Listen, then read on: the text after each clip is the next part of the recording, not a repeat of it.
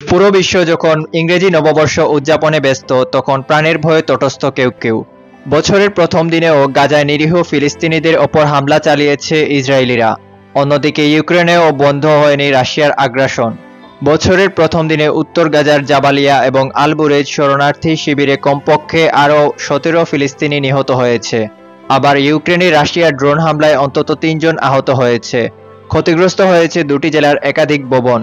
কয়েকদিন ধরে ভারী বৃষ্টির কারণে অবরুদ্ধ উপত্যকা জুড়ে শত শত অস্থায়ী আশ্রয়কেন্দ্র প্লাবিত হওয়ায় বাস্তুচ্যুত ফিলিস্তিনিরা সংকটে পড়েছে। ইসরায়েলি বাহিনী মানবিক সহায়তা প্রবেশেও বাধা দিচ্ছে বলে জানা গেছে। এমন পরিস্থিতিতে খাদ্য ও বাসস্থান সহ প্রয়োজনীয় জিনিসের সংকটের কারণে বড় ধরনের বিপর্যয়ের মুখোমুখি হচ্ছে ফিলিস্তিনিরা। জাতিসংঘ বলছে, গাজার হাসপাতালগুলোতে ইসরায়েলের হামলায় স্বাস্থ্যসেবা ভেঙে পড়েছে। সেখানকার প্রায় হাসপাতালের কার্যক্রমই এখন বন্ধ।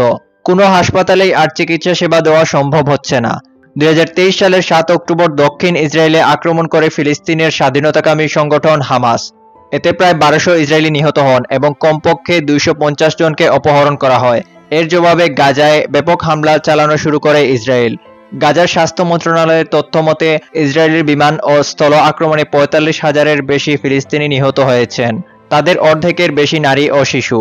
এছাড়া বাস্তুচ্যুত হয়েছেন লাখ লাখ মানুষ। যদিও নিহতদের মধ্যে কতজন হামাস সদস্য রয়েছে তা নিশ্চিত হওয়া যায়নি। ইসরায়েলি বাহিনী হামলা চালিয়ে 17,000 হামাস সদস্যকে হত্যার দাবি করলেও কোনো প্রমাণ দেখাতে পারেনি। অন্যদিকে নতুন বছরে ইউক্রেনের হামলা নিয়ে মেয়র ভিটালি ক্লিটসকো বলেছেন, শত্রুপক্ষের হামলা প্রতিহত করছিল বিমান বাহিনী। সে সময় একটি ভবনের 2টি তলা আংশিক ক্ষতিগ্রস্ত হয়। 2022 সালের ফেব্রুয়ারি মাসে ইউক্রেনের বিরুদ্ধে সামরিক অভিযান শুরু করে রাশিয়া। তখন থেকেই যুদ্ধের সম্মুখ সারির অনেক পেছনে বেসামরিক শহরেও বিমান হামলা চালিয়ে যাচ্ছে ক্রেমলিন।